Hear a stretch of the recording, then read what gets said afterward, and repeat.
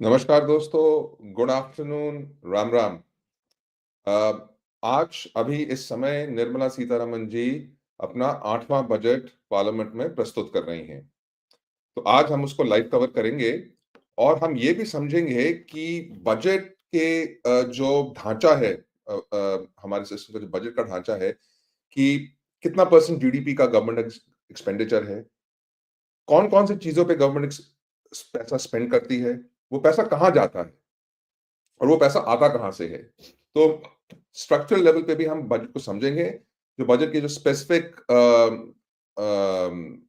चीज़ें हैं, उनमें हम डीप जाएँगे। बहुत बात हो रही है कि इनकम टैक्स में चेंजेस आएँगे, बट अभी तक कुछ उन्होंने अनाउंस नहीं किया, तो उसको भी देखेंगे। और आपके जो सबके जो भी लाइव रिएक्शंस हैं, जो भी आपके क्वेश्चन्स हैं, वो ज़रूर मुझे दीजिएगा। तो अभी चलते हैं बजट पे, पहले ये प्रोमो के देख लेते हैं उसके।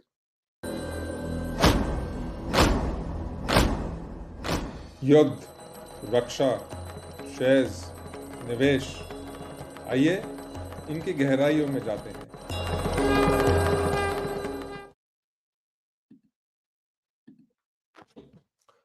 तो निर्मला सीतारमन जी बजट की स्पीच दे रही हैं पार्लियामेंट में, तो मैं आपको पहले बजट का जो ढांचा है वो जरा समझा देता हूँ। इंडिया का जो जीडीपी है, जो ग्रॉस डोमेस्टिक प्रोडक्ट प्रोडक्ट है, वो 330 लाख करोड़ है। ये मैं FY25 का डेटा दे रहा हूं आपको, ठीक है, जो साल मार्च इस साल खत्म होगा, 31 मार्च 25 में जो साल खत्म होगा, उसका एस्टिमेटेड, उस साल में एस्टिमेटेड जो जीडीपी है, जो पूरी इकोनॉमी का जीडीपी है, वो है 3,30,000 करोड़ एस्टिमेटेड जीडीपी। जो बजट एक्सपेंडिचर है, सेंट्रल गवर्नमेंट का बजट एक्सपेंडिचर, वो रफली 47 लाख करोड़ है, ठीक है, 47 लाख करोड़, 47 लाख करोड़। तो टोटल बजट का 14.5% या 15% पकड़ के चलिए, पूरा जो जीडीपी है उसका 15% सेंट्रल गवर्नमेंट स्पेंड करती है, सेंट्रल गवर्नमेंट का वो एक्सपेंडिचर है। Central government 47.5 lakh crore rupees spend करती है, तो ये पैसा आता कहां से है? इसका 55%, 55% आता है टैक्सेस से। 26 लाख करोड़ टैक्सेस से आता है। तो जो टोटल एक्सपेंडिचर है गवर्नमेंट का, उसका 55% टैक्सेस से आता है, 55%, और वो अमाउंट है 26 लाख करोड़। उन टैक्सेस में से इनकम टैक्स है अबाउट 11 लाख करोड़, 11 लाख करोड़ से थोड़ा कम है। हाँ, आई एम सॉरी। तो जो टोटल जीडीपी है इंडिया का, वो है 330 लाख करोड़। उसका 15% है गवर्नमेंट का एक्सपेंडिचर, वो है 47 लाख करोड़। और गवर्नमेंट का जो रेवेन्यू है 55% टैक्सेस से आता है, 26 लाख करोड़। और उन टैक्सेस में से इनकम टैक्स है 11 लाख करोड़। और ये इनकम टैक्स केवल भारत के 2% लोग पे करते हैं, ठीक है, पूरी की पूरी पॉपुलेशन में केवल 2% लोग पे करते हैं। ओके, सो 55% है इनकम टैक्स, 55% है टैक्सेस, 33 या 30, एक्चुअली 34% है डेफिसिट, बोरोइंग। तो जो गवर्नमेंट का जो टोटल एक्सपेंडिचर है 47 लाख करोड़ का, उसमें से वो 34%, एक तिहाई से ज्यादा बोरो करते हैं। और बाकी जो बच जाता है अबाउट 9%, वो दूसरे सोर्सेस से आता है, जैसे पीएसयू को कभी बेच देते हैं, स्पेक्ट्रम बेच देते हैं, आपके जो रेलवे की जो इनकम है, टोल टैक्सेस एंड ऑल, वो सब सब मिला मिलू के। तो जो टोटल रेवेन्यू है गवर्नमेंट का, 55% है टैक्सेस से, 8% या 9% है बाकी सोर्सेस से, जैसे मैंने बताया, और जो बच जाता है अबाउट 34% वो गवर्नमेंट बोरो करती है। तो बोरोइंग काफी सिग्निफिकेंट है। अच्छा, ये पैसा जाता कहां है, गवर्नमेंट की एक्सपेंडिचर्स क्या है? तो जो गवर्नमेंट की एक्सपेंडिचर्स हैं, वो है सबसे बड़ा जो रेवेन्यू एक्सपेंडिचर में पोर्शन है, वो है इंटरेस्ट पेमेंट्स। तो जितना पैसा जो बजट है 47 लाख करोड़ का, उसमें से 20% इंटरेस्ट पेमेंट में जाता है, 20% इंटरेस्ट पेमेंट में जाता है, 40% अदर रेवेन्यू एक्सपेंडिचर में जाता है। तो इसमें होगी गवर्नमेंट सैलरीज, तो टोटल जो गवर्नमेंट सैलरीज हैं, सैलरीज और पेंशन सेंट्रल गवर्नमेंट की, वो है 10 lakh crore. Total government pension salaries हैं 10 लाख करोड़। अम, उसके बाद कैपिटल एक्सपेंडिचर है 31% गवर्नमेंट एक्सपेंडिचर का। और ये कैपिटल एक्सपेंडिचर आपको रोड्स, तो अबाउट 2.5 लाख करोड़ रोड्स में जाता है। Same amount about 2.5 lakh crore, 2.5 lakh crore जाता है रेलवेज में। और ऐसी सारी चीजों में जाता है। ठीक है, तो अगर हम देखें जो टोटल जो बजट का स्ट्रक्चर है, मैं एक बार फिर से बता देता हूं so that everybody is clear. Economy is 3,30,000 crore. उसका 15% है गवर्नमेंट का एक्सपेंडिचर।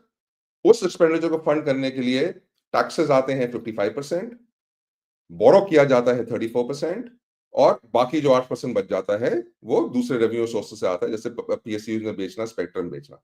जो एक्सपेंडिचर है गवर्नमेंट का, वो मेजर उसके जो उसके हेडलाइंस हैं, वो है 20% interest payments, 40% other revenue expenditure, और 31% है आपका कैपिटल एक्सपेंडिचर। और जो बाकी बच जाता है 9%, वो गवर्नमेंट स्टेट्स को देती है। तो स्टेट्स में जो पैसा जाता है वो states share of central government taxes, states share of income tax, और जो ग्रांट स्टेट्स को दिए जाते हैं। इसमें हम जरा दो तीन चीजों में फोकस करते हैं। पहले जरा रेवेन्यू एक्सपेंडिचर पे फोकस करते हैं, क्योंकि it's quite a big amount. ठीक है, 40% ऑफ टोटल गवर्नमेंट एक्सपेंडिचर है। इसमें जो सबसे बड़ा आइटम है वो है गवर्नमेंट सैलरीज एंड पेंशन। पूरी की पूरी गवर्नमेंट सैलरीज एंड पेंशन, ये सेंट्रल गवर्नमेंट की, सिर्फ सेंट्रल गवर्नमेंट की 10 lakh crore government, central government की सैलरीज और पेंशन है। तो ये यहाँ सोचने की जरूरत है कि ये जो 10 लाख करोड़ हम सेंट्रल गवर्नमेंट पेंशन और सैलरीज में देते हैं, ये जरूरी है या ये वेस्टफुल है।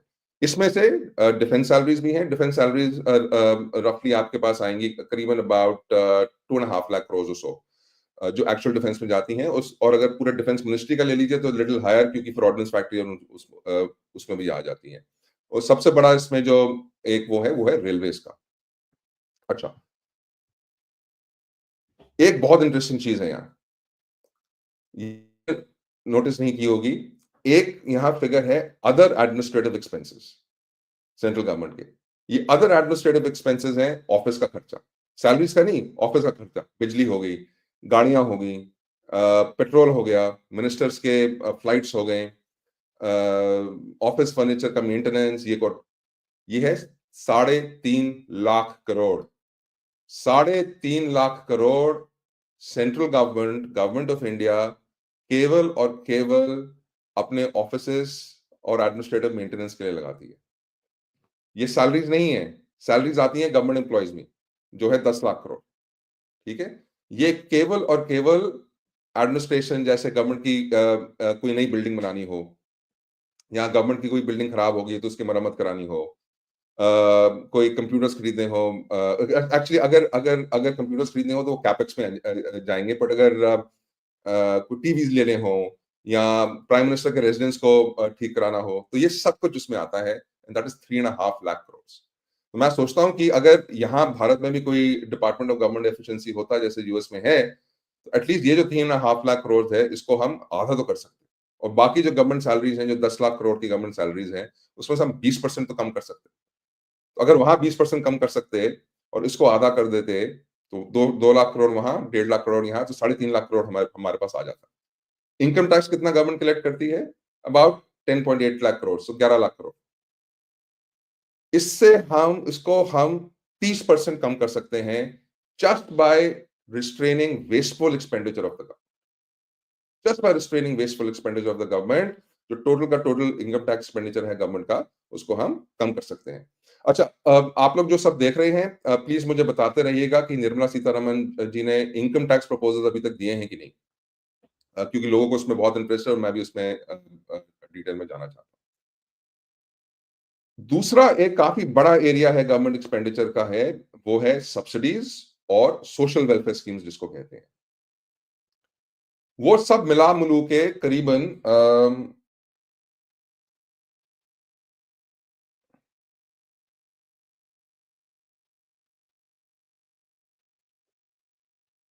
जो सब्सिडीज है 4 लाख करोड़, जो कि 8.4% है गवर्नमेंट उसका, और वेलफेयर और सोशल स्कीम्स हैं 10% गवर्नमेंट एक्सपेंडिचर की, जो कि है 4.8 लाख करोड़।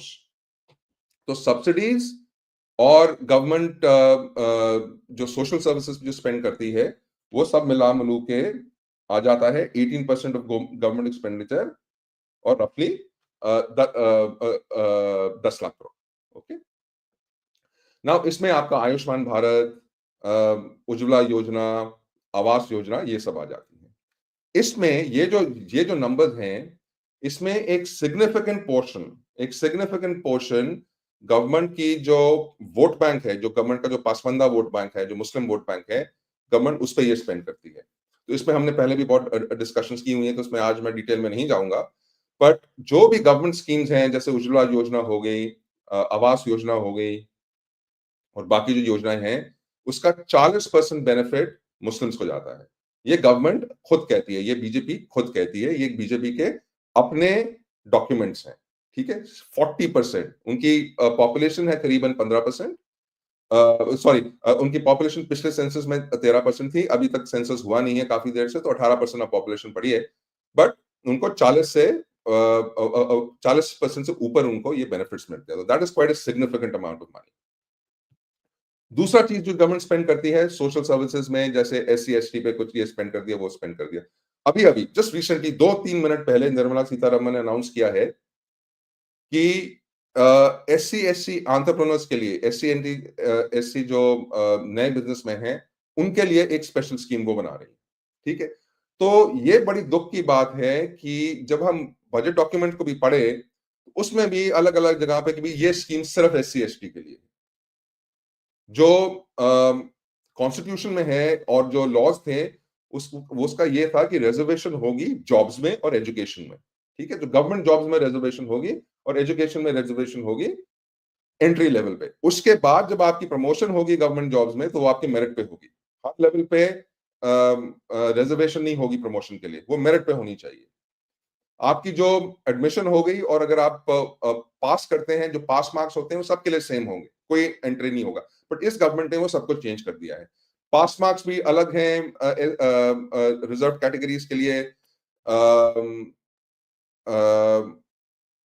ऐसे ऐसे जगहें हैं, ऐसे ऐसे कोर्सेज हैं, स्पेशली मेडिकल में, सुपर स्पेशलिटीज में, जहां सिर्फ रिजर्व कैटेगरी जा सकती है। और अभी एक नई चीज शुरू की है पिछले 3-4 साल से गवर्नमेंट ने, कि बजट में भी स्पेसिफिक स्कीम्स सिर्फ SC ST इन ऑल के लिए देती है। तो ये वो है। अच्छा, कैपिटल एक्सपेंडिचर पे आते हैं। लोग कहते हैं कि भैया गवर्नमेंट को टैक्सेस की जरूरत बहुत होती है, क्योंकि कैपिटल एक्सपेंडिचर करना है, इकोनॉमी को आगे बढ़ाना है। तो पहली बात, तो कैपिटल एक्सपेंडिचर बजट का केवल 31%, ठीक है। तो ऐसा नहीं है कि कैपिटल एक्सपेंडिचर गवर्नमेंट ये जो टैक्सेस लेती है वो सारा कैपिटल में डाल देती है। सिर्फ 1/3 से कम अमाउंट कैपिटल एक्सपेंडिचर में जाता है। और ये कैपिटल एक्सपेंडिचर मेनली है, जो 2-3 बिग हेड्स हैं, वो है रोड्स, रेलवेज। तो मैं आपको बता देता हूं रोड्स और रेलवेज में कितना है। तो रोड्स एंड हाईवेज में 2.78 लाख करोड़ रुपए स्पेंड होता है, और रेलवेज में 2.55 लाख करोड़ रुपए स्पेंड होता है। तो ये दोनों मिलाकर करीबन 11.5% गवर्नमेंट का टोटल एक्सपेंडिचर है, ठीक है। तो गवर्नमेंट का जो टोटल एक्सपेंडिचर है, उसका करीबन 11.5% रोड्स और रेलवेज में जाता है। नाउ ये आप देखिए कि जो रेलवेज की क्वालिटी है, क्या वो इंप्रूव हुई है? और ये हर साल जाता है। तो 2.5 लाख करोड़ हर साल रेलवेज के कैपिटल एक्सपेंडिचर में जाता है, ठीक है। क्या रेलवेज इंप्रूव हुए हैं? क्या पिछले 10 साल में जो 20 लाख करोड़ रेलवेज के कैपिटल एक्सपेंडिचर पे खर्च किए गए हैं, क्या उससे कोई इंप्रूवमेंट आई है? ये लोग खुद खुद जांच करेंगे, खुद बताएंगे, मैं इस पे कमेंट नहीं करूंगा। आप लोग ये खुद देखिए कि आपकी रेलवे की जर्नीज इंप्रूव हुई है कि नहीं हुई है। दूसरा, जो रोड्स हैं, क्या वो इंप्रूव हुई हैं कि नहीं हुई हैं, ये आप खुद देखिए। मैं ये क्रिटिसिज्म या ये एनालिसिस इसलिए नहीं कर रहा कि मैं गवर्नमेंट को कुछ दिखाना चाहता हूं, नहीं। मैं ये देखना चाहता हूं कि जो पैसा टैक्स पेयर देता है, क्या वो पैसा ठीक से यूटिलाइज हो रहा है कि नहीं। एलोकेशन तो हमें सब सब पता है, सारे डिपार्टमेंट्स की क्या क्या हैं, तो क्या वो एलोकेशंस ग्राउंड पे एक्चुअली अच्छे काम होते हैं उससे, कि क्या वो कॉन्ट्रैक्टर की पॉकेट में जाता है, क्या वो पॉलिटिशियन की पॉकेट में जाता है, क्या वो पार्टी ऑफिस में जाता है? ये लोगों को देखना पड़ेगा। But government significant portions roads और रेलवेज में स्पेंड करती है। इंप्रूवमेंट तो है, तो एक इंप्रूवमेंट तो है सर जी। एक्सीडेंट्स, ये शायद रेलवेज की बात कर रहे हैं। ओके, अच्छा, डिफेंस एक्सपेंडिचर पे लोग बहुत बात करते हैं, भाई ये डिफेंस पे कैपिटल एक्सपेंडिचर बहुत है। ये डिफेंस कैपिटल एक्सपेंडिचर सिर्फ 1.3 लाख करोड़ या 1.4 लाख करोड़, ठीक है। पूरा देश का डिफेंस करने के लिए हमारे फाइटर स्क्वाड्रन जितनी कम हो गई हैं, अभी सिर्फ 18 के करीब, सॉरी 26 के करीब फाइटर स्क्वाड्रन रह चुकी हैं। हमें चाहिए 40 फाइटर स्क्वाड्रन, हमारे पास सिर्फ 26 है, आगे जाके और भी कम हो जाएंगी। वो सब मिला मिलू के नेवी में सबमरीन्स की बहुत बड़ी प्रॉब्लम है। ये सब मिला मिलू के सिर्फ 1.4% of government expenditure defence capital expenditure में जाता है, तो वो सिग्निफिकेंट नहीं है। ठीक है, तो ये जो मेन मेन मेन एरियाज हैं गवर्नमेंट के स्पेंड करने के हैं। हम जरा इनकम टैक्स पे देखते हैं। तो यहां पहली मेन चीज है कि हमें ये जरूर देखना चाहिए कि गवर्नमेंट की स्पेंडिंग एफिशिएंट है कि नहीं है, ठीक है। और ये आप लोग खुद सोचिए कि इतने लाखों लाखों हजारों लाखों करोड़ रेलवेज में पिछले 10 साल में करीबन 18 या 16 लाख करोड़ रुपए स्पेंड हुआ होगा। क्या इंप्रूवमेंट हुई है? We don't know. इंफ्रास्ट्रक्चर में इंप्रूवमेंट हुई है? पता नहीं, ठीक। नमस्कार विजय जी। दूसरी बात जो मैं बताना चाहता हूं, अगर आप गवर्नमेंट का जो रेवेन्यू एक्सपेंडिचर देखें, जो सैलरीज के एक्सपेंडिचर देखें, जैसे मैंने बोला 10 लाख करोड़, 10.8 लाख करोड़, 11 लाख करोड़ गवर्नमेंट की सैलरीज हैं, सिर्फ सेंट्रल गवर्नमेंट की सैलरीज हैं। और उसमें डिफेंस सैलरीज 3 लाख करोड़ से कम है, ठीक है। डिफेंस सैलरीज उसमें 3 लाख करोड़ से कम है, और ये सैलरीज और पेंशन है। तो ये पैसा कहां जाता है? कौन से डिपार्टमेंट्स में जाता है? रेलवे में बहुत जाता है। पर बाकी सेंट्रल गवर्नमेंट क्या करती है? तो सेंट्रल गवर्नमेंट डिपार्टमेंट्स को, क्योंकि जो जो मेन जो एडमिनिस्ट्रेटिव स्पेंडिंग होती है वो तो स्टेट गवर्नमेंट्स करती हैं, तो ये पैसा जाता कहां है, इस पे एक डिटेल एनालिसिस करना चाहिए। तीसरा, ये जो 3.5 lakh crore other administrative expenses में आता है, 3.5 lakh crore other administrative expenses, जो कि गवर्नमेंट ऑफिसेज को ठीक करना, गवर्नमेंट एम्प्लॉयज और मिनिस्टर्स का ट्रांसपोर्ट, उनका फॉरेन ट्रैवल, उनकी मूवीज, फलाना ढिमकाना, ये सब 3.5 लाख करोड़, 3.5 लाख करोड़ हम गवर्नमेंट के एक्स्ट्रा मेंटेनेंस पे लगाते हैं। इसमें सैलरीज नहीं आती, इसमें कैपिटल एक्सपेंडिचर नहीं आता। इसमें अगर गवर्नमेंट बिल्डिंग बनानी है, नई बिल्डिंग बनानी है, तो कैपिटल एक्सपेंडिचर में आएगी। गवर्नमेंट एम्प्लॉयज की सैलरीज रेवेन्यू एक्सपेंडिचर में आते हैं, सैलरीज में आते हैं। और ये जो 3.5 लाख करोड़ है, ये केवल ऑफिस एक्सपेंडिचर, ठीक है। इतना ज्यादा पैसा खर्च होता है इसमें, what a waste of money. अच्छा भैया, इनकम टैक्स नेक्स्ट वीक बताएंगे, फाइनेंस मिनिस्टर कह रही हैं। चलो जी। इनकम टैक्स की बात ही नहीं कर रही हो, चलो देखते हैं क्या कह रही है, लेट अस सी।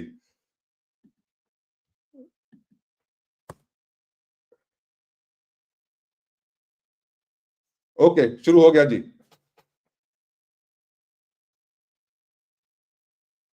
ओके, तो निर्मला जी कह रही हैं कि 12 लाख रुपए तक कोई इनकम टैक्स नहीं होगा। तो लगता है कि उन्होंने शुरू कर दिया है इनकम टैक्स की बात।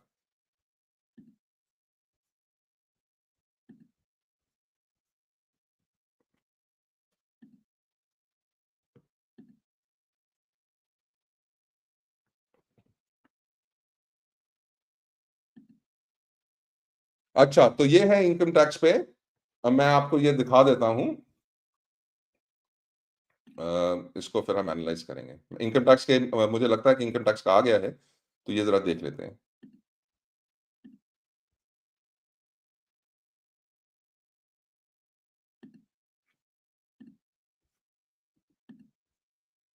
जी, ओके। तो 12 लाख रुपए पर zero income tax, I think ये अच्छी बात है। नहीं, जीरो कहां से हुआ? यहाँ नीचे कहता है कि 0 to 4 लाख रुपीज नेल और 4 to 8 लाख रुपीज 5%। यहाँ ऊपर लिखा हुआ है कि zero income tax till 12 lakh rupees under new tax regime.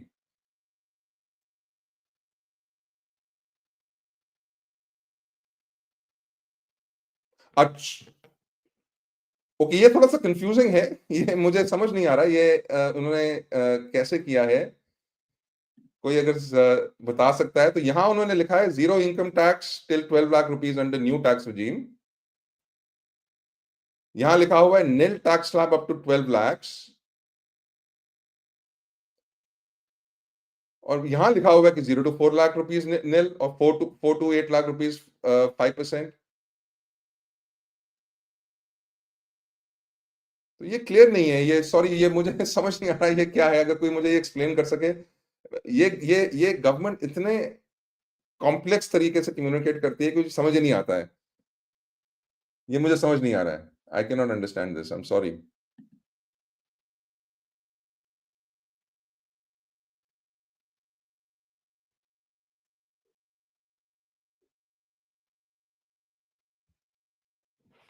कुछ समझ नहीं आ रहा है। आई डोंट नो।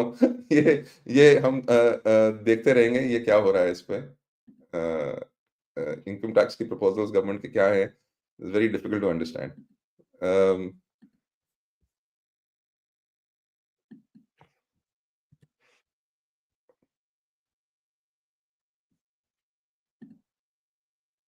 तो यहाँ तक अभी तक तो सिर्फ एक ही इंफॉर्मेशन आई है कि उनकी कोई अनाउंसमेंट है, वो अनाउंसमेंट मैंने सुनी नहीं है क्योंकि ऑब्वियसली मैं प्रेजेंट कर रहा हूँ। कोई अनाउंसमेंट है तो वो कह रही हैं कि 12 लाख रुपए तक इनकम टैक्स नहीं है। आई सी, ओके, अंडरस्टूड अंडरस्टूड। तो अगर आपका टोटल इनकम 12 लाख रुपए तक है तो कोई टैक्स नहीं है, पर अगर आपका टोटल इनकम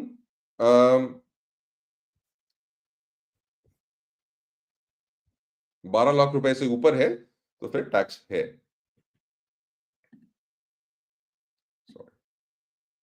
ओके, अंडरस्टूड। अभी समझ आ गया।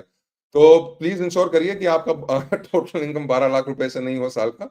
नहीं तो ये आपको पे करना पड़ेगा 0 to 4 lakh rupees nil, 4 to 8 lakh rupees 5%, 8 to 12 10%, 12 to 16 15%। ये तो पुराने वाले ही टैक्स स्लैब्स हैं, मुझे लग रहा है। तो इसमें कोई मेजर चेंज नहीं है, सिर्फ इतना इतना उन्होंने एक चेंज किया है, कोई मेजर चेंज नहीं है।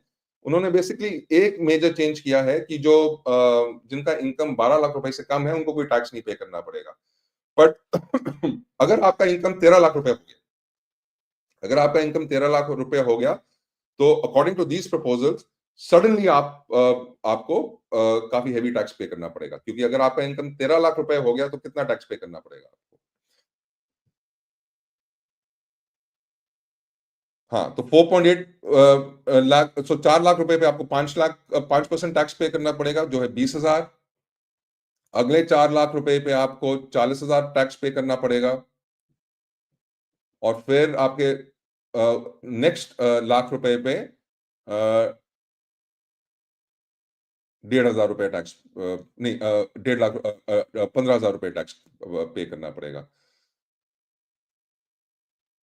तो 20,000, 40,000 और 15,000। तो तो अगर आपका इनकम 12 लाख रुपया है तो आप जीरो टैक्स पे करेंगे, और अगर आपका इनकम 13 लाख रुपया हो गया तो आप 75,000 रुपये टैक्स पे करेंगे। If your income is less than 12 lakhs, you will pay zero tax. But if your income is 13 lakh rupees, just 1 lakh rupee more, then you'll end up paying 75,000 rupees as tax. तो ये मुझे कोई sensible strategy नहीं लगी। The best thing was कि 10 लाख रुपए तक till 10 lakh rupees there should be zero tax, and then from 10 to 15 lakh rupees 5% tax, 15 to 20 lakh rupees 10% tax, and above 20 lakh rupees 20% tax. I think to my mind that is a much more sensible strategy. और एक और चीज government को करनी चाहिए थी कि जो सारे सेसेस और सरचार्ज है टैक्स पे, राइट, टैक्स पे सरचार्ज होता है, सेस होता है, education cess, this surcharge, that tax, ये सब गवर्नमेंट को हटा देना चाहिए था, और ये हमें लगता नहीं है कि उन्होंने हटाया है।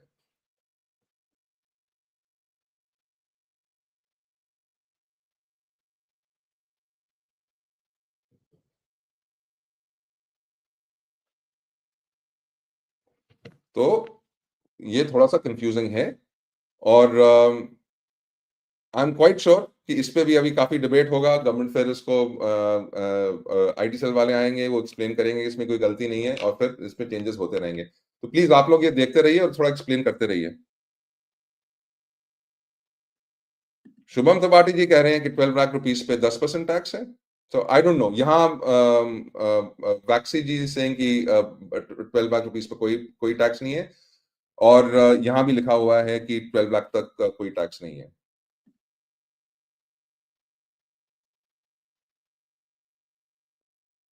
Okay, tax rebate and concession count करके जीरो टैक्स, तो थोड़ा सा कंफ्यूजिंग है ये। ऑब्वियसली इसको डीप स्टडी करना पड़ेगा। और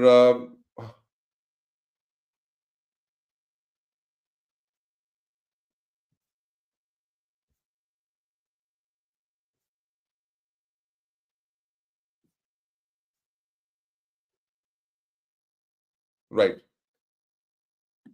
ओके।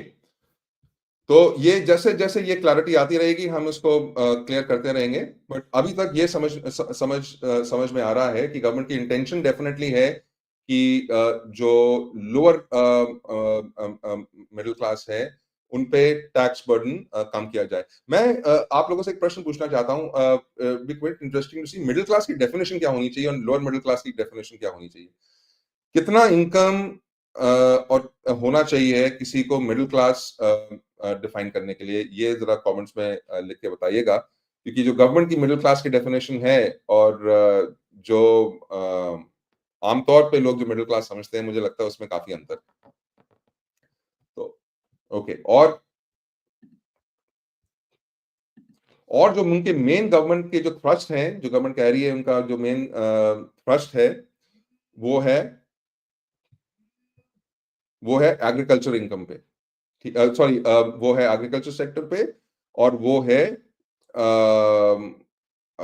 कैपिटल एक्सपेंडिचर पे। तो वो कैपिटल एक्सपेंडिचर इंक्रीज करना चाहते हैं और वो एग्रीकल्चर सेक्टर को इंप्रूव करना चाहते हैं। क्वेश्चन इसमें आता है कि अगर आपने कैपिटल एक्सपेंडिचर इंक्रीज कर भी दिया, तो क्या वो कैपिटल एक्सपेंडिचर जो इंक्रीज हो रहा है उससे अच्छे लेवल का इंफ्रास्ट्रक्चर और अच्छे लेवल का कैपिटल फॉर्मेशन होगी कि नहीं। क्योंकि हम ये देखते हैं कि जो भी रोड्स क्रिएट होती हैं वो रोड्स खराब हो जाती हैं फिर से। ठीक है, तो जब तक जो कैपिटल स्पेंड कर रहे हैं उसकी प्रोडक्टिविटी हाई नहीं हो, उससे अच्छे प्रोडक्ट्स नहीं बने, अच्छा इंफ्रास्ट्रक्चर नहीं बने, उससे कोई ज्यादा फायदा नहीं होता है।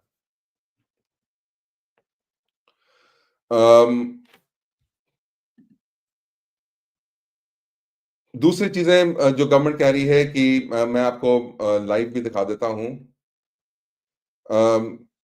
आईआईटीज को इंफ्रास्ट्रक्चर पुश मिलेगा, national action plan for toys. I mean ये भाई, किसी ने खिलौनों की फैक्ट्री, सॉरी मैं इसको जरा कंटिन्यू करता हूँ। किसी ने भाई अगर खिलौनों की फैक्ट्री बनानी हो तो जरूर बना दीजिएगा, क्योंकि कोई national action plan for toys है।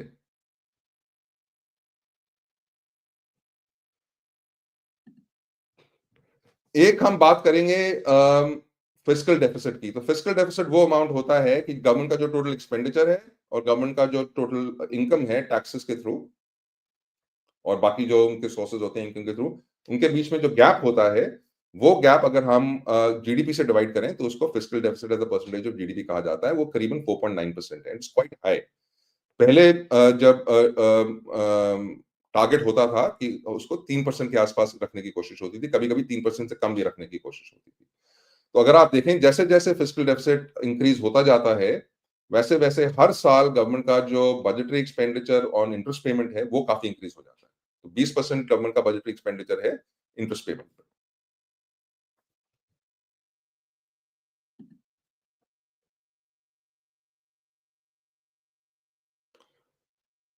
दूसरा, निर्मला सीतारमन जी कह रही हैं कि rationalisation of TDS, TCS, reducing tax compliance burden. ये अगर हो गया तो बहुत अच्छी बात होगी। इस टीसीएस पे टैक्स चार्ज एट सोर्स, इस पे एक इंपॉर्टेंट चीज जो गवर्नमेंट को काम करनी, जो रिमूव करनी चाहिए, ये है कि अगर आप भारत से बाहर पैसा भेज रहे हैं तो उस पर 25% टीसीएस है, 25% या 20%। तो ये निकाल देना चाहिए। अगर लिमिटेड कैपिटल अकाउंट कन्वर्टेबिलिटी है और अगर अगर जो हर साल का जो लिमिट होती है उसके अंडर आप पैसा बाहर से भेज रहे हैं, उस पे एडिशनल टैक्स नहीं होना चाहिए, क्योंकि it is already from the your taxes. अच्छा, ये एक और बहुत इंटरेस्टिंग चीज है, ये शायद वो हर साल कहती हैं ट्रस्ट बेस्ड रेगुलेटरी फ्रेमवर्क, ये देखिए, मैं इसको थोड़ा ठीक से करता हूं। Trust based regulatory framework, Finance Minister Nirmala Sitharaman emphasized the need of having a light touch regulatory framework based on principles and trust. तो ये गवर्नमेंट हमेशा ये कहती रहती है, this is a standard thing that the government says every year कि हम एक लाइट टच कंप्लायंस प्रोग्राम रखेंगे, कि हम आपको ट्रस्ट करेंगे और प्रोसीजर्स एकदम सिंपल होंगे। बट एक्चुअली रियल लाइफ में ये होता नहीं है। मैंने खुद इनकम टैक्स डिपार्टमेंट से बहुत माथापच्ची की है 2 साल पहले। वो मुझे बहुत ओवरचार्ज कर रहे थे टैक्सेस पे, और फिर बाद में रिफंड मिला, पर वो रिफंड लेने के लिए फिर मुझे प्राइम मिनिस्टर्स ऑफिस में कंप्लेन करना पड़ा और उस कंप्लेन को फॉलो अप कराना पड़ा और ये सब करना पड़ा। तो जब तक मैंने प्राइम मिनिस्टर ऑफिस में कंप्लेन नहीं किया और उस कंप्लेन को फॉलो अप नहीं कराया, इनकम टैक्स डिपार्टमेंट बिल्कुल हिली नहीं। ठीक है, ये 2 साल पुरानी बात है। तो आपके क्या एक्सपीरियंसेस हैं इस पे, ये बताते रहिए। मुझे तो नहीं लगता कि कोई मेजर चेंज आया है इनकम टैक्स डिपार्टमेंट में अभी। गवर्नमेंट एक और चीज करना चाहती है, और ये जो मैं आपको बताता रहता हूँ कि ये इतना लंबा बजट स्पीच होता है और उनमें ये माइक्रो माइक्रो चीजें की बात करती हैं। वो बिहार में एक फूड प्रोसेसिंग इंस्टीट्यूट बनाना चाहते हैं, ठीक है। तो इतने माइक्रो लेवल पे भी हम यहाँ ये इंस्टीट्यूट बनाएंगे, वो इंस्टीट्यूट बनाएंगे, और इनसे कोई खास कोई फायदा होता नहीं है। एआई के सेंटर्स बना जाती हैं, आर्टिफिशियल इंटेलिजेंस सेंटर्स बना जाती हैं। एग्रीकल्चर के लिए एक आर्टिफिशियल इंटेलिजेंस सेंटर बनाएंगे, क्या करेगा वो एआई सेंटर? आपको जो भी काम करना है, जो भी इंफॉर्मेशन मिलनी है, आपको वो फ्री में ग्रॉक से मिल जाएगी, या चैट जीपीटी से मिल जाएगी, या अभी डीप सीक आ गया, डीप सीक से मिल जाएगी। मैं खुद आर्टिफिशियल इंटेलिजेंस को काफी यूज करता हूँ आजकल। फ्री में ये सब कुछ मिलता है। तो गवर्नमेंट इतने हजार करोड़ रुपए का पैसा स्पेंड करेगी, बिल्डिंगें बनाएगी, लोगों को नियुक्त करेगी, फिर देखेगी भैया एससी एसटी में उसमें से कौन सा आता है, सिर्फ उसको नियुक्त किया जाए, और फिर बोलेंगे हमने आर्टिफिशियल इंटेलिजेंस के लिए एक सेंटर बना दिया। वो क्या करेगा वो सेंटर? लोगों को आर्टिफिशियल इंटेलिजेंस सिखाएगा, या अपना ही कोई आर्टिफिशियल इंटेलिजेंस मॉडल क्रिएट करेंगे, जैसे चाइना ने किया? तो आई एम सॉरी टू से दिस, बट ये जो बकवास की चीजें ये लोग करते रहते हैं, दिस इज सिली।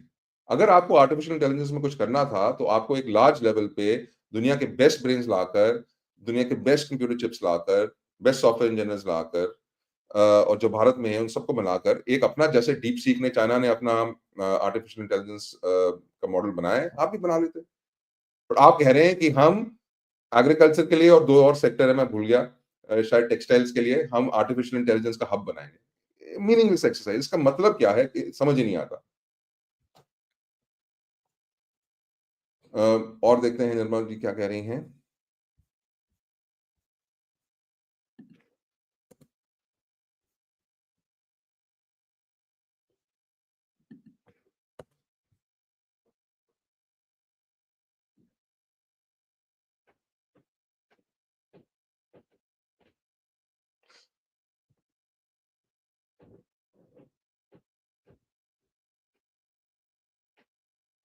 ओके, तो ये क्लैरिफिकेशन आ गई है।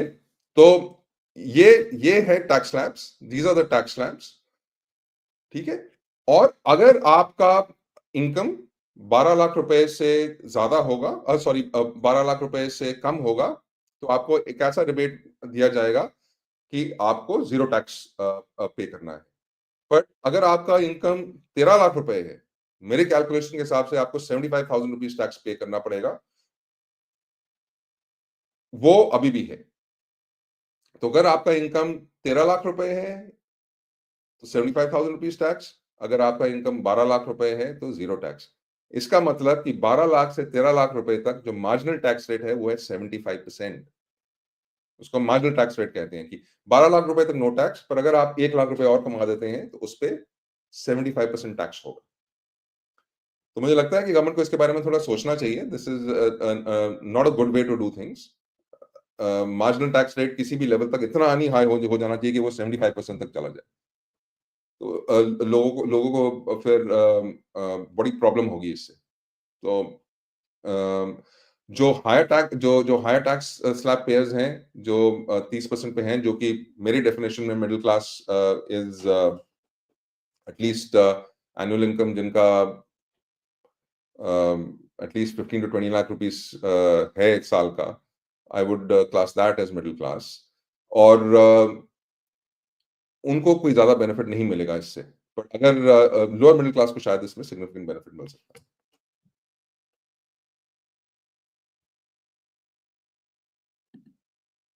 भारत सरकार मेहनत कर मिट्टी में डाल। ओके। अभी तक के जो प्रपोजल्स आए हैं, अभी तक के जो प्रपोजल्स आए हैं, मेरा जो असेसमेंट है इसका ये है कि जो स्ट्रक्चरल प्रॉब्लम्स हैं हमारी इकोनॉमी में, उनको बिल्कुल भी एड्रेस नहीं करते। हमारी इकोनॉमी की स्ट्रक्चरल प्रॉब्लम क्या है? जो मेन स्ट्रक्चरल प्रॉब्लम है कि जो गवर्नेंस लेवल है हमारा, जो एडमिनिस्ट्रेटिव एजेंसीज हैं हमारी, जो आईएएस हैं, आईपीएस हैं, कोर्ट्स हैं, जजेस हैं, जो प्रोविंशियल सिविल सर्विसेज हैं, प्रोविंशियल जजेस हैं, उनकी जो एफिशिएंसी है बहुत लो है और उनका करप्शन बहुत हाई है। जब तक इसको रेडिकली रिफॉर्म नहीं किया जाता, जब तक हमारा जो एडमिनिस्ट्रेटिव एजेंसीज हैं, IAS, IPS, IRS, provincial judicial services और इन सारी चीजों को रेडिकली रिफॉर्म नहीं किया जाता, तब तक आप जितना भी पैसा स्पेंड करें, वो सारा का सारा पैसा जाके कुएं में जाता है। अगर आप से 100 रुपए स्पेंड करते हैं, अगर आप उसमें से कुछ पैसा डायरेक्ट बेनिफिट ट्रांसफर करते हैं, डायरेक्टली लोगों के अकाउंट्स में डालते हैं, तो उससे बेनिफिट होता है, क्योंकि वो पैसा लोगों को डायरेक्टली आता है, फिर लोग वहां जाके कंजम्पशन करते हैं और फिर वहां से इकोनॉमी ग्रो होती है प्राइवेट सेक्टर के थ्रू। बट अगर वो पैसा स्कीम्स के जरिए, ठीक है, ये स्कीम होगी, फलानी स्कीम होगी, ढुमकानी स्कीम होगी, उन स्कीम्स के जरिए आप लोगों को देने की कोशिश करते हैं, तो उन स्कीम्स के जो एडमिनिस्ट्रेटिव कॉस्ट होते हैं वो काफी हाई है। तो एक स्टडी की गई थी कि उज्ज्वला योजना, आवास योजना, ऐसी स्कीम्स की जो एडमिनिस्ट्रेटिव कॉस्ट है almost about 20% of the total scheme corpus. तो अगर आपने 50,000 रुपया एक स्कीम के लिए रखा है और उस स्कीम को पूरे के पूरे भारत में ग्राउंड लेवल पर, हर तहसील के लेवल पर इम्प्लीमेंट करना है, तो उसकी जो एडमिनिस्ट्रेटिव कॉस्ट है उसको करने की, वो वो 50,000 करोड़ की टोटल स्कीम है, एडमिनिस्ट्रेटिव कॉस्ट होगी 10,000, और वो फेयर एडमिनिस्ट्रेटिव कॉस्ट है अगर कोई करप्शन ना हो। बट वहां से पैसा नीचे तक जाते जाते जो एक्चुअल बेनिफिशियरी है उसको कितना पहुंचता है ये पता नहीं। पूर्व प्रधानमंत्री राजीव गांधी जी ने ये एस्टिमेट दिया था कि 85% लीक हो जाता है, सिर्फ 15% पहुंचता है। उसके बाद किसी ने ये ऐसे एस्टिमेट देने की हिम्मत नहीं की। Rajiv Gandhi was a brave man, उन्होंने ये एस्टिमेट दिया। उसके बाद किसी ने एस्टिमेट देने की कोशिश नहीं की। बट जब मैं जिन लोगों को, थोड़े बहुत लोगों को जो मैं जानता हूँ जो आईएएस में है, उनसे जब मैं पूछता हूँ ये चीजें, तो वो कहते हैं कि 50% से कम नीचे तक पहुंचता है। ठीक है, अच्छी अच्छी जो स्कीम्स हैं जिनमें ज्यादा करप्शन नहीं हो, उसमें शायद 50% नीचे पहुंच जाए, जो बट ऑन एवरेज 50% से कम नीचे पहुंचता है। तो जब तक हम ये सॉर्ट आउट नहीं करेंगे, मुझे लगता है कि high taxes are counter productive and productivity destroying. अगर हमको इंडियन इकोनॉमी इंप्रूव करनी है, तो मेरा जो प्रपोजल है, या तो एक रेडिकल रिफॉर्म किया जाए पूरे के पूरे सिविल सर्विसेज में और पूरे के पूरे political system, absolutely radical reform, जैसे कि यूएस में हो रहा है। अगर आप वो नहीं कर सकते, तो बेस्ट थिंग है कि गवर्नमेंट को श्रिंक किया जाए। जो 14% ऑफ जीडीपी जो गवर्नमेंट का टोटल एक्सपेंडिचर है, उसको 6-7% पर लाना चाहिए। गवर्नमेंट को केवल और केवल डिफेंस और लॉ एंड ऑर्डर पे स्पेंड करना चाहिए। मुझे लगता है कि ज्यादा से ज्यादा चीजें गवर्नमेंट को प्राइवेटाइज कर देनी चाहिए, क्योंकि जो गवर्नमेंट के जो हॉस्पिटल्स हैं, उसमें अच्छी चिकित्सा तो वैसे भी नहीं मिलती। डॉक्टर्स वहां वैसे ही नहीं जाते। डॉक्टर्स वहां प्राइवेट प्रैक्टिस करते हैं। जो मेजोरिटी ऑफ गवर्नमेंट स्कूल्स हैं, ठीक है, मैं सेंट्रल गवर्नमेंट केंद्रीय विद्यालयों की बात नहीं कर रहा। मैंने भी कुछ पढ़ाई की हुई है केंद्रीय विद्यालयों में, वहां टीचर्स आते हैं, बट इतने अच्छे क्वालिटी के नहीं होते, पर एटलीस्ट कुछ होता है। बट मैं विलेज लेवल की बात कर रहा हूँ, डिस्ट्रिक्ट लेवल पे बात कर रहा हूँ। जो डिस्ट्रिक्ट स्कूल्स होते हैं, वहाँ टीचर्स आते ही नहीं, विलेज लेवल पे स्कूल्स आते ही नहीं। इतना पैसा वेस्ट करने का वहां मुझे कोई तुक नहीं लगता। उसको रेडिकली कम कर देना चाहिए। गवर्नमेंट का जो बजट है उसको रेडिकली कम कर देना चाहिए, टैक्सेस को रेडिकली कम कर देना चाहिए, सिर्फ इनकम टैक्स को नहीं, सेंट्रल सीजीएसटी और उसको भी कम कर देना चाहिए। क्या कहते हैं, वैल्यू एडेड टैक्स को, सॉरी मैं नाम भूल गया उसका। जो जब भी हम कोई चीज खरीदने जाते हैं तो उसमें जो एडिशनल वैल्यू एडेड टैक्स लगता है, मैक्सिमम होना चाहिए वो goods and services, sorry GST, goods and services tax. Maximum goods and services tax होना चाहिए at the highest slab 10%। Food और खाने के आइटम्स पे 0% स्लैब होना चाहिए। बाकी आइटम्स पे, मॉडरेट आइटम्स पे 5% होना चाहिए, और बाकी सारे जो एक्सपेंसिव आइटम्स है उस पे मैक्सिमम 10% टैक्स होना चाहिए। जो लग्जरी आइटम्स हैं, हाई लग्जरी आइटम्स हैं, आप उनको 20% तक भी टैक्स कर सकते हैं। दैट इज फाइन, मुझे कोई प्रॉब्लम नहीं है कि किसी 5 स्टार होटल को 20% तक टैक्स किया गया। I have absolutely no problem in that. But 90%, 90-95% ऑफ चीजों पे 10% से कम जीएसटी होना चाहिए, और इनकम टैक्स बहुत ही कम होना चाहिए। ठीक है, इनकम टैक्स स्लैब जो मैं प्रपोज करूंगा वो है कि पहले 10 लाख रुपए तक कोई टैक्सेस नहीं, फिर 10 से 15 लाख रुपए तक 5%, 5 से 10 लाख रुपए तक 10%, और 10% के ऊपर सिर्फ 20% टैक्स, और उस पर कोई कोई सेस नहीं, कोई फलाना वो नहीं। और जो टोटल मिनिस्ट्रीज हैं गवर्नमेंट की, जो पता नहीं 50-60 मिनिस्ट्रीज हैं, टेक्सटाइल्स के लिए एक मिनिस्ट्री है, कोल के लिए एक मिनिस्ट्री है, स्टील के लिए एक मिनिस्ट्री है, किसी देश में ऐसा नहीं होता। ये सिर्फ सोवियत यूनियन में ऐसा होता था कि प्लान्ड इकोनॉमी थी तो हर चीज के लिए एक मिनिस्ट्री होती थी। वहां भी उन्होंने ये सबको एग्रीगेट करके मिनिस्ट्री ऑफ इंडस्ट्रीज बनाई हुई है। हमारे पास टेक्सटाइल्स के लिए एक मिनिस्ट्री है, स्टील के लिए एक मिनिस्ट्री है, कोल के लिए एक मिनिस्ट्री है। तो this is all a waste of resources, इसको कम कर देना चाहिए। क्योंकि जब गवर्नमेंट पैसा स्पेंड करती है तो उस पैसे की प्रोडक्टिविटी बहुत कम, पर जब प्राइवेट सेक्टर पैसा स्पेंड करेगा तो उस पैसे की प्रोडक्टिविटी हाई होगी। क्योंकि अगर कॉम्पिटिटिव मार्केट्स ठीक से चल रही हैं तो जो प्राइवेट सेक्टर जब पैसा स्पेंड करेगा तो उससे जो क्वालिटी की चीज बनाएंगे वो, क्योंकि अगर वो क्वालिटी की चीज नहीं बनाएंगे तो दूसरा कंपटीटर आ जाएगा। तो आप एक कॉम्पिटिटिव क्वालिटी चीज रखिए, एक कंपेटिटिव इकोनॉमी रखिए, सबको compete करने दीजिए उसमें, और सारा का सारा ज्यादा से ज्यादा बर्डन आप प्राइवेट सेक्टर पे डालिए। गवर्नमेंट का काम ज्यादातर इतना ही है कि लॉ एंड ऑर्डर ठीक से चले, और गवर्नमेंट डिफेंस को देखे, भैया डिफेंस ठीक से हो। और मेरा ये प्रपोजल है कि डिफेंस एक्सपेंडिचर जीडीपी का कम से कम 3% होना चाहिए। ठीक है, मिनिमम 3% भारत को चाहिए defence expenditure as a percentage of GDP. अभी defence expenditure as a percentage of GDP 2% से कम है, 1.8% या कुछ है। 6 लाख करोड़ का डिफेंस बजट है, जीडीपी है 330 लाख करोड़, तो defence is less than 2% of government budget. ये मेरा असेसमेंट है। हाँ, तो ये 8th पे कमीशन की बात कर रहे हैं। तो गवर्नमेंट एम्प्लॉयज की सैलरी बढ़ेगी तो ऑटोमेटिकली टैक्स स्लैब में पहुंच जाएंगे, but corporate employees will lose bigger because of lower wages. I am not, हाँ जनरली हमने देखा है कि इस गवर्नमेंट के अंदर, बीजेपी गवर्नमेंट के अंदर बहुत जबरदस्त एक्सपेंशन हुआ है गवर्नमेंट, बहुत जबरदस्त एक्सपेंशन हुआ है गवर्नमेंट का। और ये बेसिकली जो आरएसएस की फिलॉसफी है कि एक जो कम्युनिस्ट फिलॉसफी है कि कंट्रोल किया जाए पूरी सोसाइटी पे, ये उनकी फिलॉसफी है, और उसके अंतर्गत गवर्नमेंट काफी एक्सपैंड की गई है।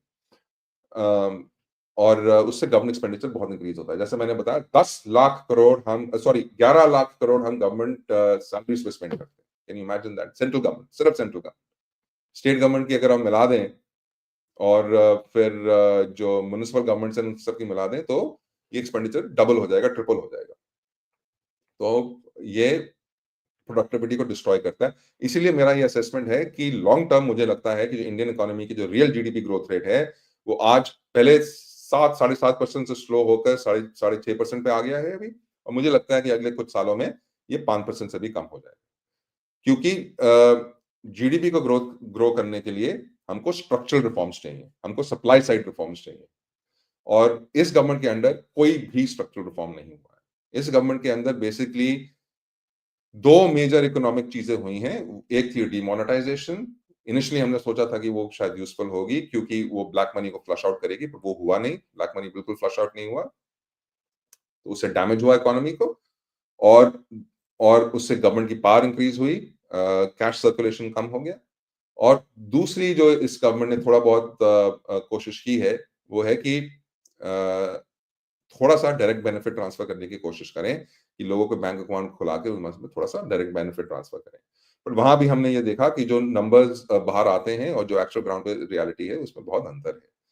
तो अगर हमको इंडियन इकोनॉमी को ग्रो करना है तो ये बहुत ही बहुत बहुत बहुत बहुत असेंशियल है कि गवर्नमेंट को श्रिंक किया जाए, गवर्नमेंट को कम किया जाए। जब तक गवर्नमेंट बड़ी रहेगी, गवर्नमेंट हाई एक्सपेंडिचर जो गवर्नमेंट एक्सपेंडिचर है वो इनएफिशिएंट होगा, वो करप्शन में लूज होगा और पूरी की पूरी इकोनॉमी सफर करेगी। तो इसलिए गवर्नमेंट एक्सपेंडिचर को कम से कम करना चाहिए और जो बर्डन इकोनॉमी का होना चाहिए वो प्राइवेट सेक्टर का होना चाहिए। और उससे फिर प्रोडक्टिविटी इकोनॉमी की बढ़ेगी और गवर्नमेंट इकोनॉमी आगे जाएगी। बाजार गिर गया, कितना गिर गया भाई बाजार? निफ्टी 50 का है।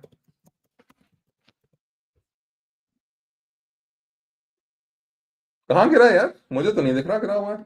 मुझे तो 23,000 से ऊपर ही है, तो मुझे नहीं लगा कि बाजार गिर गया, बट शायद हुआ हो।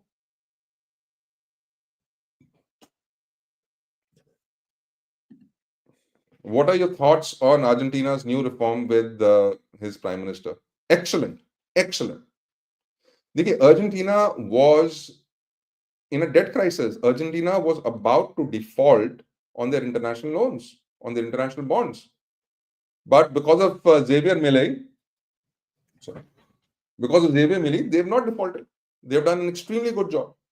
And उन्होंने क्या किया है? What he's done is he's doing the same thing as Trump is trying to do.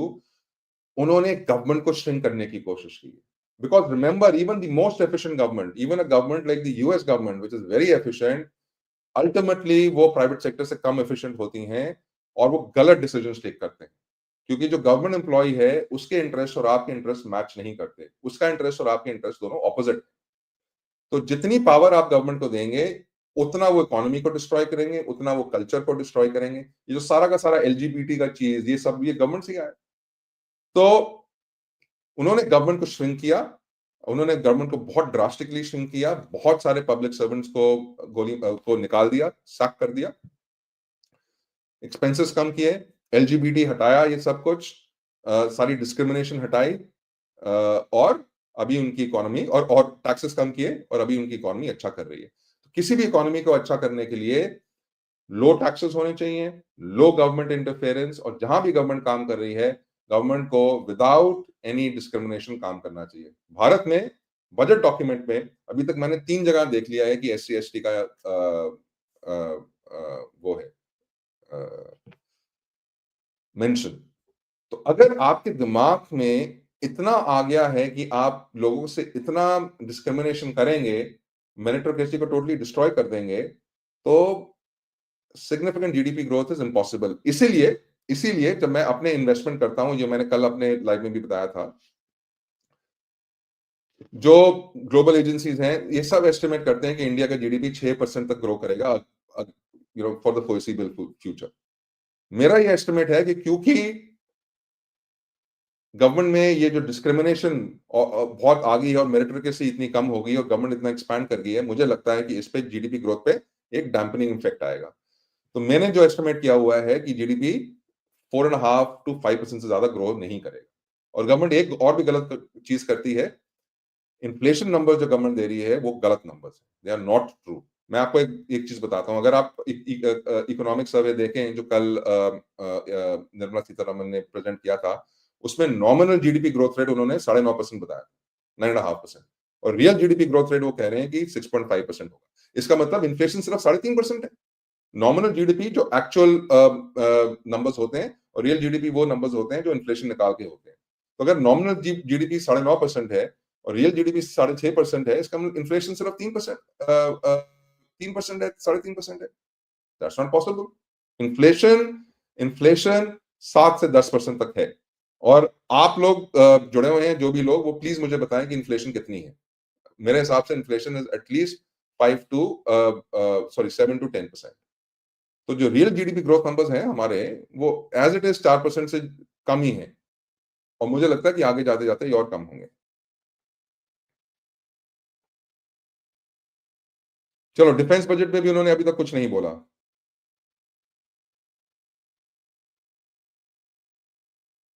Defence budget पे भी अभी तक गवर्नमेंट ने कुछ नहीं बोला। अब देखते हैं लेटेस्ट क्या गवर्नमेंट कह रही है।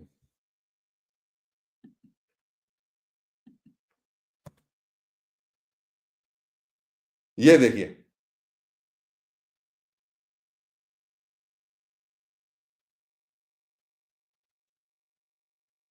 तो इनकम टैक्स के जो एस्टिमेट्स हैं, जैसे मैंने आपको पहले बताया था कि इनकम टैक्स के जो पिछले साल का जो एफआई सॉरी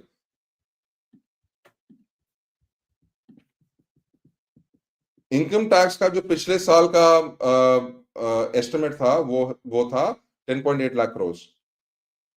जो रिवाइज एस्टिमेट्स हैं, तो बेसिकली जो बजट डॉक्यूमेंट बनती है, एक बजटरी एस्टिमेट्स होते हैं साल के पहले, और जब साल खत्म होता है तो फिर रिवाइज एस्टिमेट्स होते हैं पिछले साल का कितना हुआ है। तो FY25 के लिए इनकम टैक्स एस्टिमेट था 10.8 लाख करोड़। एक्चुअली जो एक्चुअल इनकम टैक्स आया है, that is almost 12.57 lakh crore. Income tax is actually growing, 20% से इनकम टैक्स इंक्रीज हुआ है। तो दिस इज एक्चुअली गवर्नमेंट के लिए काफी इंकरेजिंग है कि इनकम टैक्स कलेक्शंस इंक्रीज हो रही हैं। और इनकम टैक्स कलेक्शंस क्यों इंक्रीज हो रही हैं? ये क्या बेटर कंप्लायंस हो रही है, या इकोनॉमी इतना ग्रो कर रही है, या जो मुझे लगता है इन्फ्लेशन की वजह से इनकम टैक्स गवर्नमेंट का रेवेन्यू बढ़ रहा है। कैसे? जो लो मिडिल क्लास लोग हैं, जो जो एक श्रोता ने बताया, जैसे जैसे इन्फ्लेशन होती जाती है वो हायर और हायर स्लैब्स में आते जाते हैं। इनकम टैक्स 20% इंक्रीज हुआ है गवर्नमेंट का, और ये इनकम टैक्स 20% गवर्नमेंट का इसलिए इंक्रीज हुआ है कि जो लोअर इनकम वाले लोग हैं, इन्फ्लेशन की वजह से उनका जो इनकम है वो हायर स्लैब में चला गया, और उससे गवर्नमेंट पैसा कमा रही है। और इसीलिए इनकम टैक्स इंक्रीज होने के बावजूद इकोनॉमी में और कंजम्पशन में इतनी प्रॉब्लम हो रही है, कंजम्पशन फिगर्स डाउन है। क्यों? क्योंकि जो मिडिल क्लास और लो मिडिल क्लास वाले लोग हैं वो ज्यादा टैक्स पे कर रहे हैं। वो ये रियलाइज नहीं कर रहे हैं, शायद रियलाइज नहीं कर रहे हैं, क्योंकि वो रियल नंबर्स नहीं देख रहे हैं। जो गवर्नमेंट जो इन्फ्लेशन फिगर्स बताती है कि इन्फ्लेशन बहुत कम हो गई है, जो एक्चुअल इन्फ्लेशन है उसमें बहुत अंतर है। तो आपकी सैलरी थोड़ी बहुत ऊपर जाती है, आप हायर स्लैब में आ जाते हैं, आप टैक्स गवर्नमेंट को ज्यादा पे करते हैं। बट जब आप खरीदने जाते हैं चीजें बाजार में, तो वो proportionately is much much more.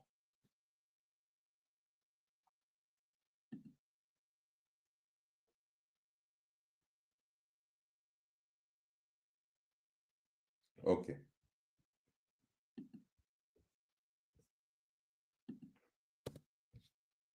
तो मित्रों, अभी तक का जो असेसमेंट है वो ये है कि इनकम टैक्स स्लैब्स में चेंजेस हुए हैं।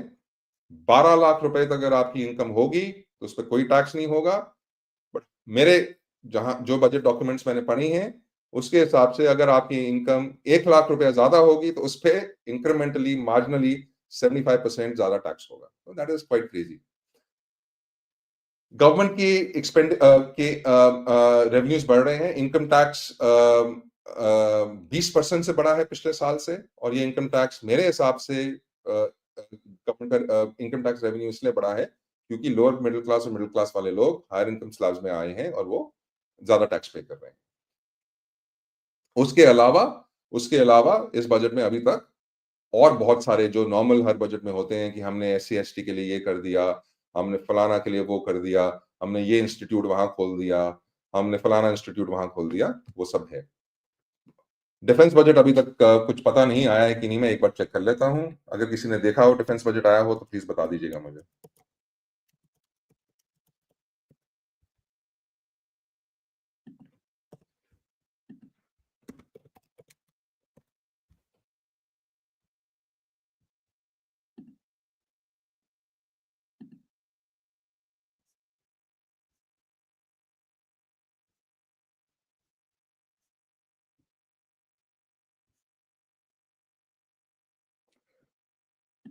नहीं, मुझे तो नहीं दिख रहा है कहीं।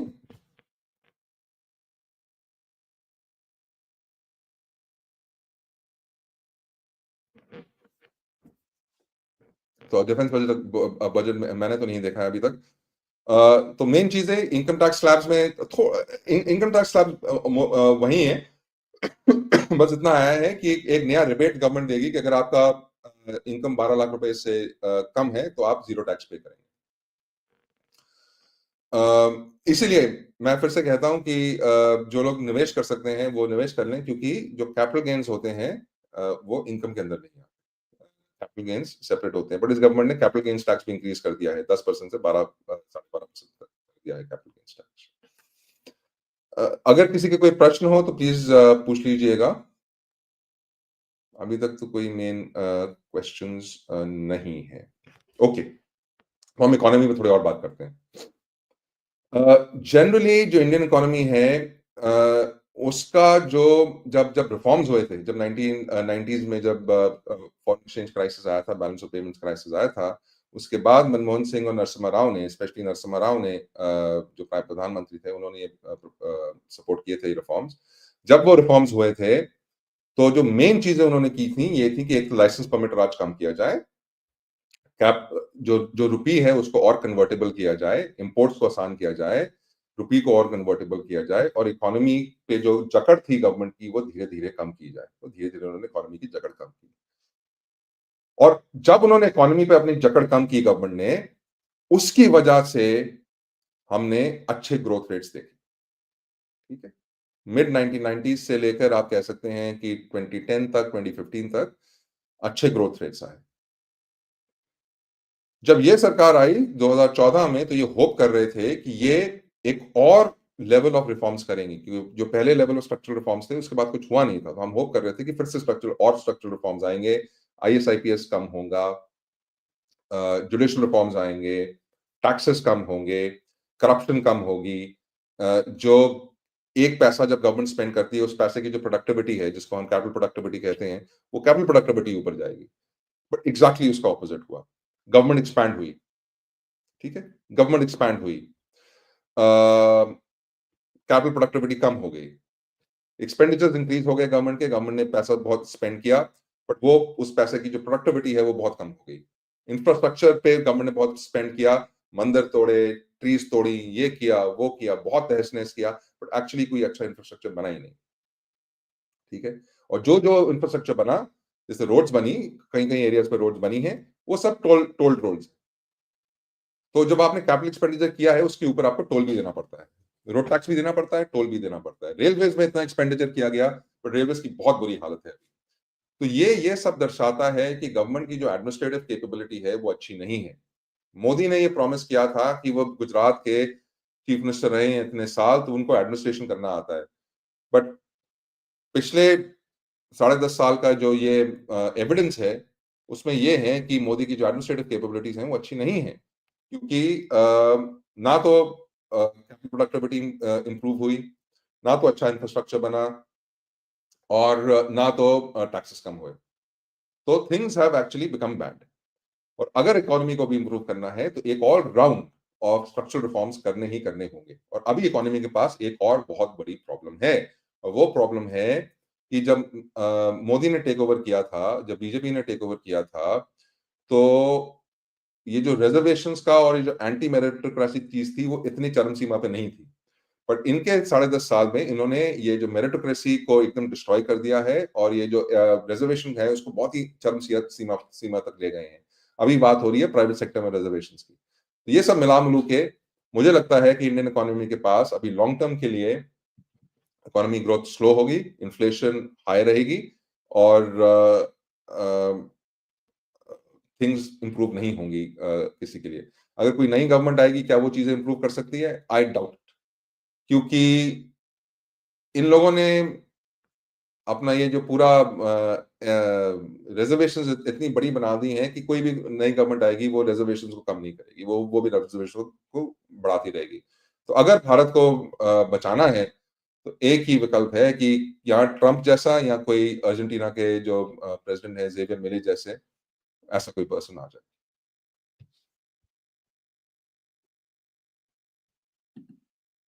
I'm taking some notes also. I'm a researcher. Very good, Anmol Verma ji. Please take notes and please keep researching. If you're researching, please research two things for us. ये हमारे रिसर्च करिए कि ये जो अदर एडमिनिस्ट्रेटिव एक्सपेंसेस होते हैं budget में, जिसका 3.5 लाख करोड़ रुपए जिस पे स्पेंड होता है, उसमें कैटेगरीज क्या है? तो बजट अगर आप कर सकें तो बजट डॉक्यूमेंट में जाइए, और अदर एडमिनिस्ट्रेटिव एक्सपेंसेस ये जो 3.5 लाख करोड़ रुपया है उसमें, ये एग्जैक्टली उसके ब्रेकडाउन क्या है, that will be very interesting to know. दूसरा, ये जो 11 लाख करोड़ रुपया करीबन हम गवर्नमेंट एम्प्लॉयज पे स्पेंड करते हैं, इस पे अगर ग्रैन्युलर इंफॉर्मेशन मिल जाए तो that will also be very very interesting.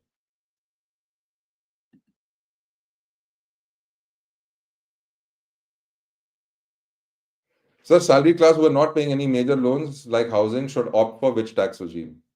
देखिए, आई विल ऑलवेज से कि आप दोनों टैक्स रेजिम में अपना इनकम टैक्स कैलकुलेट करिए। तो मैं दोनों टैक्स रेजिम्स में कैलकुलेट करता हूँ, मेरे पास एक स्प्रेडशीट है, मैं दोनों टैक्स रेजिम्स में कैलकुलेट करता हूँ और मैं देखता हूँ कि किसमें है।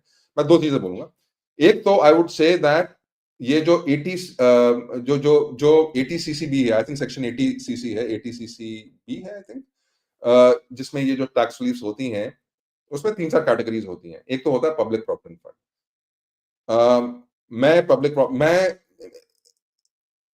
मेरा ये एस्टिमेट है कि गवर्नमेंट लॉन्ग रन में स्टेबल नहीं होगी, कोई भी भारतीय गवर्नमेंट, तो I would not like to park my money with the government. मेरा पब्लिक प्रोविडेंट फंड में जितना भी पैसा था वो मैंने बंद करा दिया, I have taken it out. National saving certificates होते हैं, नेशनल सेविंग स्कीम्स होती हैं, उसमें भी मेरा जितना था मैंने बंद करा दिया था काफ़ी साल पहले और मैंने उसको बंद कर दिया। तो मेरे हिसाब से जो एटीसीसी के अंदर एक ही चीज़ है जो बेनिफिट की है, और वो है कि हर साल अगर आप 1.5 लाख रुपए तक अगर आप इक्विटीज़ में डालें, तो उसको इक्विटी लिंक्ड सेविंग स्कीम कहा जाता है, ईएलएसएस। उसमें आपको फिर टैक्स बेनिफिट मिलता है, वो केवल 1.5 लाख रुपए का टैक्स बेनिफिट मिलता है। Apart from that I would not recommend putting in anything else. Government pensions में, provident fund, government provident fund में नहीं। अगर अगर आपकी जो कंपनी है वहां आपको ऑटोमेटिकली पेंशन फंड में आपका पैसा कटता है, जाता है, तो वो जाने दीजिए। अ, अगर आपके पास चॉइस है तो आई वुड रिकमेंड कि वो मत काटिए, वो अपने आप खुद मार्केट में इन्वेस्ट करिए, it will be much cheaper. आप जो स्कीम चूज करेंगे वो चीप स्कीम होगी, उस पे कॉस्ट कम होगी, और वो स्कीम भी उतना ही परफॉर्म करेगी जितना ये एक्टिव मैनेजर्स को परफॉर्म करती है, बट एट लोअर कॉस्ट। तो best thing to see is कि आप न्यू स्कीम में कैलकुलेट करिए, ओल्ड रिजीम में कैलकुलेट करिए और देखिए किसमें कम आता है।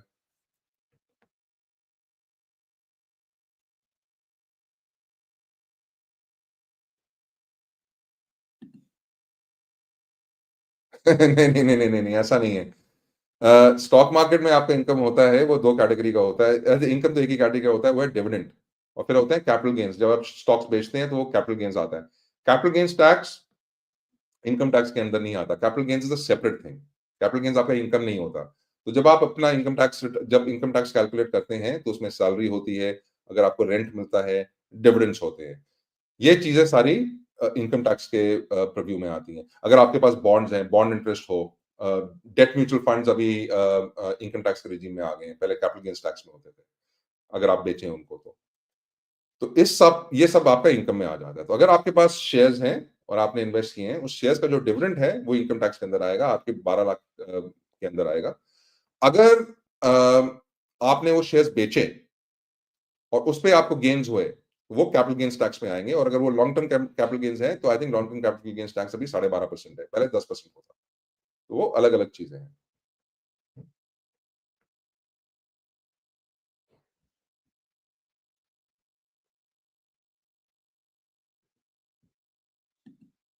20 lakhs and above upper middle class, 20 lakhs and above upper middle class, हाँ, reasonable, I agree. 20 lakhs and above upper middle class, very very fine. तो मिडिल क्लास हम कह सकते हैं may be,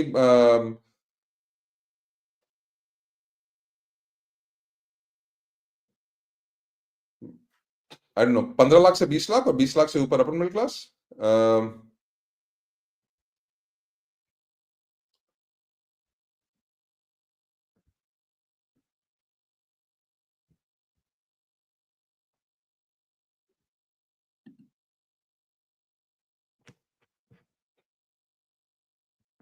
okay, I am only getting 500 profit in new. हाँ, तो up to you, देखिए कैसा करना है। न्यू में एक प्रॉब्लम है,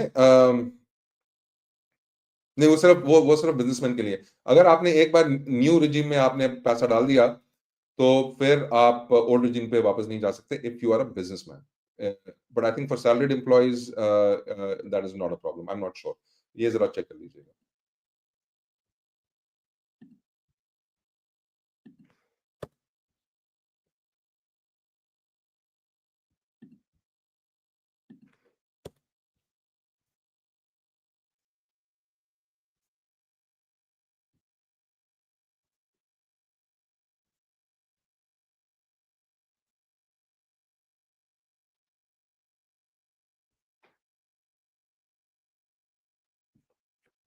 ओके दोस्तों, तो आई थिंक हमने जो मेन चीज़ें हैं वो कवर कर ली हैं, तो मैं एक बार फिर से रिपीट कर देता हूँ आपके नॉलेज के लिए।